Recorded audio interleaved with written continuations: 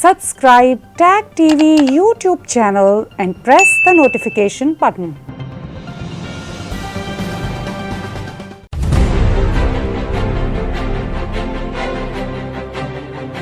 People have to live in unity. We are still in transition. Civil society has been decimated. Of course, we rely on media. And I think the government has not done enough. The international community has failed to respond. No place in the world is perfect. Yoga event is held here. Severe injustice and they should be stopped. We should raise our voices, condemn this brutal act.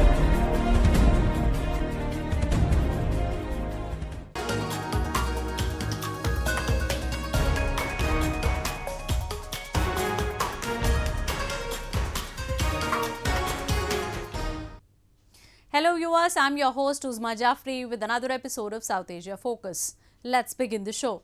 The Communist Party of China has earned itself a dubious distinction of interfering in other countries' affairs. Its leadership influences the political discourses with its deep pockets and then calls the shots while sitting in Beijing. The modus operandi has been to invest, influence and control.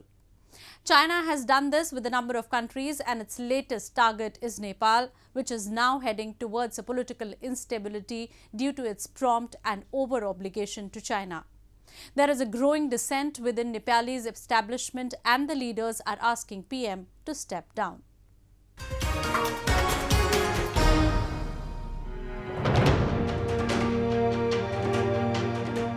Nepalese Prime Minister KP Sharma Oli is under immense political pressure both from his own party members and opposition to step down from his chair. The resignation chorus that cropped up in wake of PM Oli's unsubstantiated and irresponsible remarks against Nepal's most trusted ally India has now grown into full-blown battle with no side giving in to persuasion.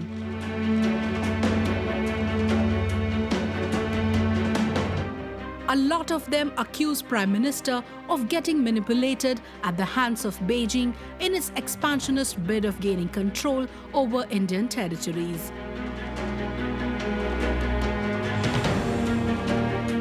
Oli, through both his words and actions, has seemingly launched a malicious agenda against India that has not resonated with either of his colleagues or common people.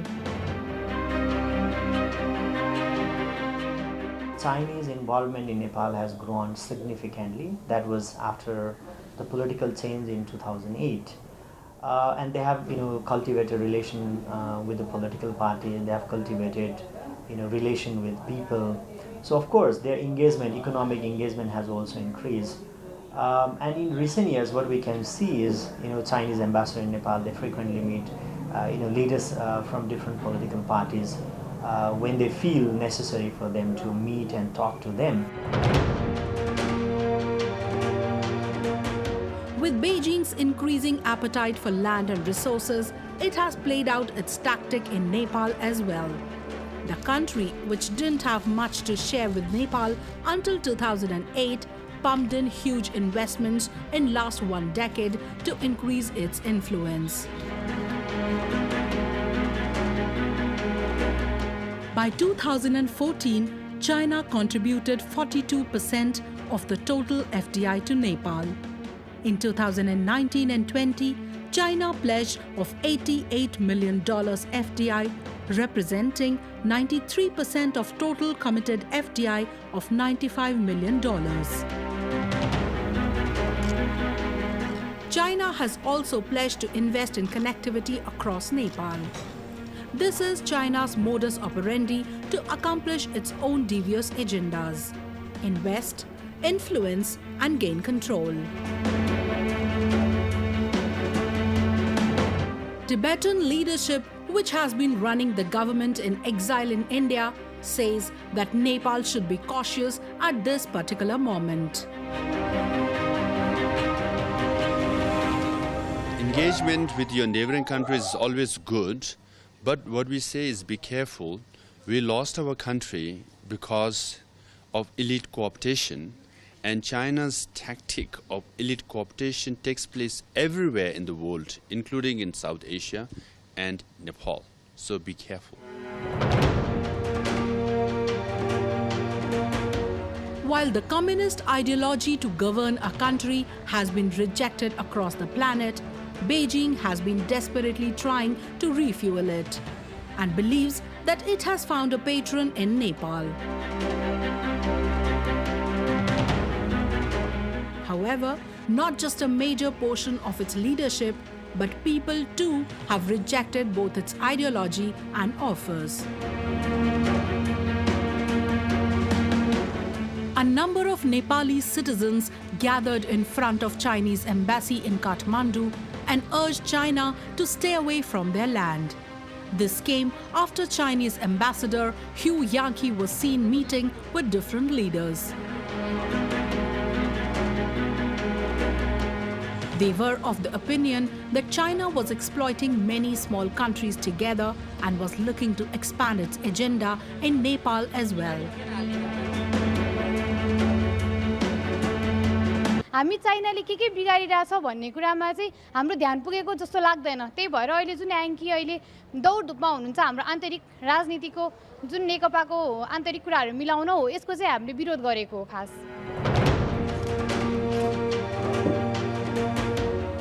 China had floated its ambitious One Belt, One Road in 2013.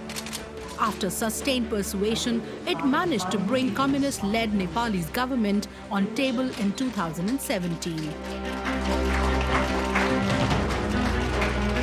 Chinese also tried to persuade India, but New Delhi has repeatedly denied its proposals for Chinese economic corridors, which disregard the territorial integrity of India and traverse through regions that are illegally occupied by China itself or Pakistan.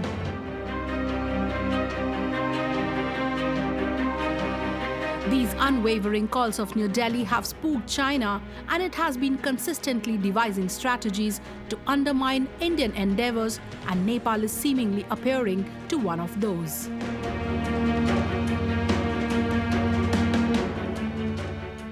Moving on. The COVID-19 pandemic has severely impacted the economies around the world, and each country has picked its individual course to challenge it and induce recovery. India, which had imposed world's largest lockdown and had urged citizens to become self-reliant, has invited corporations from around the world to establish themselves in the country. The government is planning to give country a two-pronged economy push. While it has been asking people to produce more towards becoming self-reliant, it has also invited outsiders to invest in India. And all this while comprehensively fighting corona.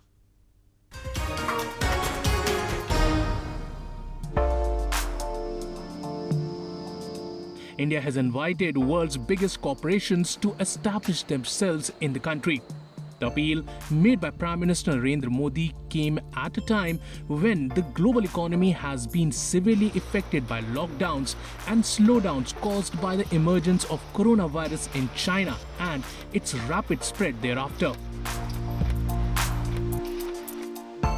India remains one of the most open economies in the world. We are laying a red carpet for all global companies to come and establish their presence in India. Very few countries will offer the kind of opportunities that India does today. Indian government is slowly restarting economic activities after months of lockdown raised debts and persistent stress in the parts of the financial system. Earlier, India's MSME sector, which contributes over 30% of the total GDP of national economy and employs over 110 million people, had received a major chunk of the $267 billion economic stimulus announced by India to revive their slowdown. Modi also said that India is already seeing green sprouts of economic recovery and urged foreign investors to pour money in potential sectors of the country, including agriculture, defense and space, and micro, small and medium enterprises. When India talks of revival, it is revival with care, revival with compassion, revival which is sustainable both for the environment and the economy. India has already emerged as one of the favorite investment destinations across the world. And now, with most companies not trusting China for several issues other than its alleged role in spread of virus, they are looking towards India as a competent alternative. Foreign direct investment has grown significantly in India, with figures reaching near $50 billion previous year. Observers believe that coming years will be crucial for India for taking it towards a $5 trillion economy. And they say it is favorable time for country to attract more investment. While the country has been taking comprehensive steps to recover the losses, it has ramped up its facilities in dealing with COVID-19. A COVID hospital with 10,000 beds was recently inaugurated in New Delhi to accommodate more patients. More COVID centers and hospitals have been established to ramp up the treatment procedure in the country. While the government has been taking several steps to bring economy back on track, it is also ensuring that the corona curve is flattened effectively. While hundreds are contracting the virus every day in the country, the government efforts are now paying off with more people recovering. Moving on.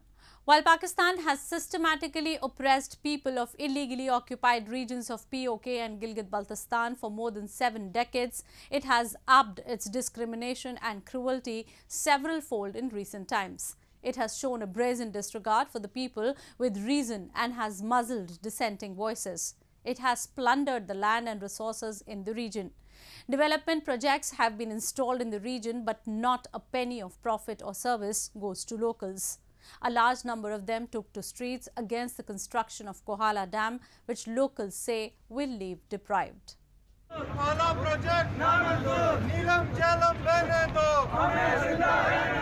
People in the illegally occupied POK took to streets in Muzaffarabad against the construction of Kohala Power project, which they say will bring a multi-pronged crisis in the region.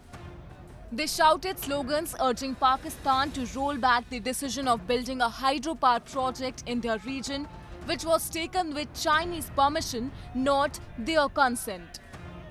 Locals say they will not give in to any political or administrative manipulation and will continue their demonstrations until the construction site is shut with companies gone. They say they were misled during entire pre-construction process, and the two sides took their decisions keeping their individual profits in mind, ignoring even the existence of Kashmiris.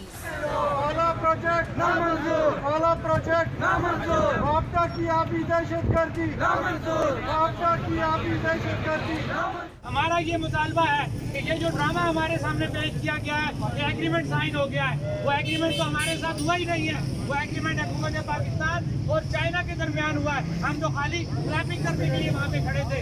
हमारा मुतालबा है अपने prime minister से कि वो ये बात clear करें, ये बताएं कि हम किस जगह खड़े हैं, क्या हमारे साथ कोई मुतालबा हुआ है, हमारी कोई हैसियत है। पहले तो ये बात हमें सामने आनी चाहिए, क्योंकि इस पे हमारे साथ झूठ बोला जा रहा है। आज़ाद हुकूमत के साथ इस वक्त तक कोई वायदा नहीं किया गया। Earlier, a tripartite agreement for a 1,124 megawatt hydropower project was signed between the government of Pakistan, the government of China and Kohala Hydropower Company Limited, a subsidiary of China Three Gorges Corporation. As per the deal, a massive project will be constructed on River Jhelum in POK under the China's flagship China-Pakistan Economic Corridor. Pakistan PM Imran Khan said this will provide clean fuel to Pakistan and POK. Locals say they will not get anything as Pakistan has never kept its promises in the past. While there are going to be economic and environmental impacts of the projects, the locals said that this will further deepen the water crisis and will hamper the tourism industry, which is responsible for feeding a square meal to most of them. ये जो project है ये हमारे area में लग गया है। हमने पहले भी मैं बहुत बार ये कहा हूँ इसको हाथ से रोका है। मैं आप सबको ये चाहता हूँ कि आइंदा भी अगर कोई कोशिश की गई तो हम उसे हाथ से रोकेंगे। ये हमारा फैसला है, तयशुदा फैसला है। हम उसको रोकेंगे, हाथ से रोकेंगे, कुबूत से रोकेंगे, ताकत से रोकेंगे। और किसी सूरत में जो है वो इस तरह से ये हम उन्हें एक दिया था वो लूट के दूसरे दिया को हमें नहीं लूटने देंगे। इसलिए कि मैंने बहुत बार ये कहा कि ये दरिया हमारा चेहरा है। कोई दुनिया का आदमी आप बताएं कि ये चाहता है कि उसका चेहरा मसक कर दिया जाए, उसका चेहरा जो है वो बिगाड़ दिया जाए, उसका चेहरा जो है वो खराब कर दिया जाए। ये दरिया हुस्न है हमारा। अगर ये दरिया खत्म हो गए तो फिर आप बताएं कि इस व्यापार में बाकी क्या शहर में क्या तरक्की रह जाती है। यही जो दरिया है जिसको हम देख के भी हम भी खुश होते हैं, बाहर से लोग आते हैं वो भी देख के खुश होते हैं। The erstwhile princely state of Jammu and Kashmir was invaded by Pakistan through its mercenaries in October 1947, and since then, the people of the region have been meted out in inhuman treatment. They have been exploited of their land and resources, but no profit has been shared with them. Pakistan has been manufacturing lies and floating propagandas regarding the region, but the truth is that people have been leading a life of misery owing to Islamabad's exploitative designs. And now, with China too joining in, the quality of life of people is going to and only going to deteriorate. Moving on. Pakistan, which has found itself reeling under the menace of COVID-19 and has failed to report even the exact number of people who have contracted the virus, has come up with homemade ventilators. While this comes as a rare positive development from the country, doctors and experts believe that they still suffer from acute shortage of medical equipments. They have demonstrated against the government but have failed to gather any attention. The government is busy patting its own back.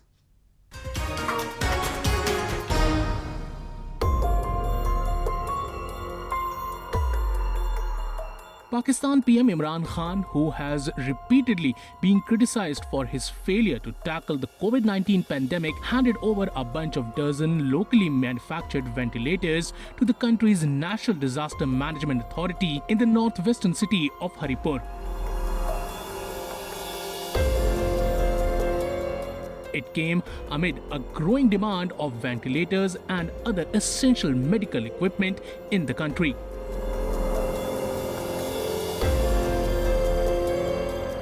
Last month, Pakistan's National Disaster Management Authority chairman had told a parliamentary committee that there were only 1,500 ventilators available at government hospitals treating virus patients.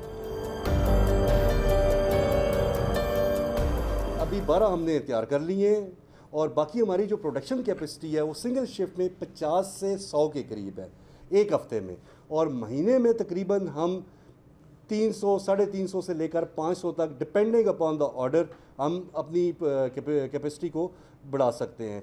इसमें एक बताना ज़रूर समझूंगा यहाँ पे मैं आपको कि engineering council की एक टीम ने, एक्सपर्ट्स की टीम ने ऑलरेडी एनआरटीसी की तमाम प्रोडक्शन फैसिलिटीज़ को एवेलुएट किया। उस एवेलुएशन के बाद they declare that it is as per international standards और ये वेंटिलेटर की मैन्युफैक्चरिंग के लिए बिल्कुल ठीक है। Pakistan has reported around 250,000 cases and over 5,000 deaths since the outbreak of COVID-19. Observers say that it hasn't done enough tests to find the real number of patients. Pakistan is not a highly skilled and experienced country when it comes to manufacturing medical equipment, but is manufacturing its own material with no proven efficiency, as its capability to import have declined sharply amidst sagging economy.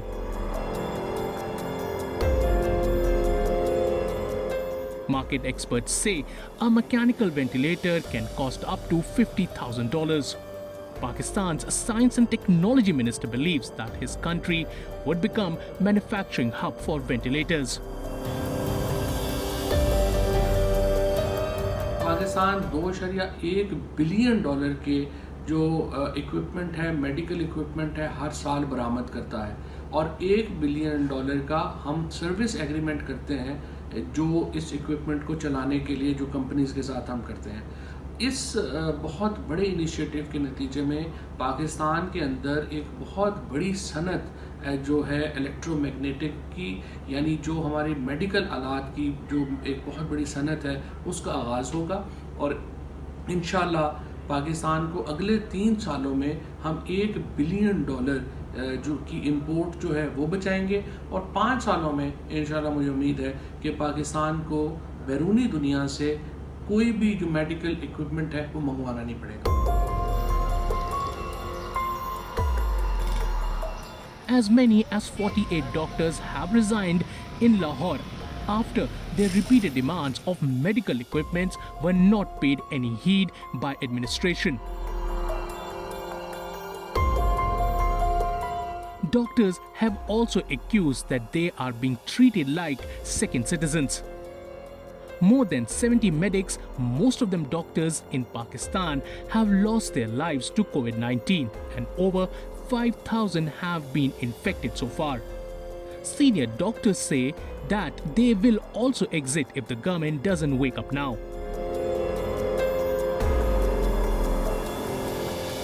Imran Khan government, on the other side, has reacted indifferently to their plight and instead of ramping up facilities for doctors has been promoting its tiny achievements.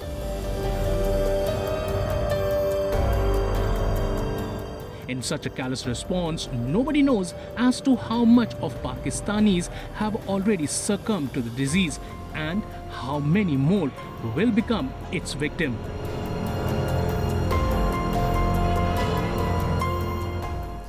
As the monsoon season arrives in India, the country gears up to enjoy the wet weather and the beautiful month of Shravan, which is marked by a number of auspicious festivals and events. Dedicated to Lord Shiva, this month is all about prayers, devotion and fasting and bears a huge significance in Hindu mythology. So today, let's take a look at how the Indians are observing the Shravan month amid COVID-19 pandemic. Hindu devotees across the country throng temples and rivers to mark the beginning of the holy month of Shravan, which will continue till 19th of August. In the Varanasi city of Uttar Pradesh, devotees took a holy dip in the rivers and offered prayers at temples for the peace and prosperity of their families. Albeit the crowds were lesser as compared to previous years due to the coronavirus pandemic, the devotees still visited temples of Hindu god of destruction Shiva in large numbers. पहले तो बहुत ज़्यादा भीड़ होती थी, लगभग 2-3 kilometre की line लगती थी। इस बार काफ़ी बहुत ही कम है, 100 मीटर की ही लाइन है। ये कोरोना की वजह से और काफ़ी लेकर के सब लोग चिंतित हैं। Meanwhile, the devotees in Bhubaneswar gathered at the city's Shiva temples to offer their prayers to the Lord. They lit up the lamps and offered their prayers from outside the temples as a measure to avoid any crowding. पिछले 40 सालों से सावन के महीने में हर सोमवार हम यहाँ आते हैं। यहाँ जो बोल बम का गूंज गूंजता है, यहाँ पर जो भक्तों का समागम होता है, यहाँ जो एक भक्ति की लहर खेलती है, आज देख के बहुत बड़ा दुख भी हो रहा है, बड़ा आश्चर्य भी हो रहा है। ऐसा हमने कभी नहीं देखा था, ना कभी सोचा था कि ऐसा हो सकता है। बहुत दुख लग रहा है, पर विश्वास है कि बाबा सब ठीक करेंगे। इस कोरोना भय से हमको जल्दी मुक्ति मिलेगी। 5th month according to the Hindu calendar, Shravan has a special relevance to Lord Shiva and his spouse goddess Parvati, and it is believed that worshipping them in this month helps devotees attain salvation or moksha. Devotees also observe fasts on the Mondays of this month to attain Lord's blessings. Various festivals like Nag Panchami, Shravani Purnima, Varalakshmi Vrat, Govatsa, Raksha Bandhan, Kalke Avatar, Rishi Panchami are also celebrated in this auspicious month, making it the most joyous month of the year. The country is expected to receive satisfactory monsoon this year. With that, we come to the end of this week's episode. See you next week. Goodbye and take care.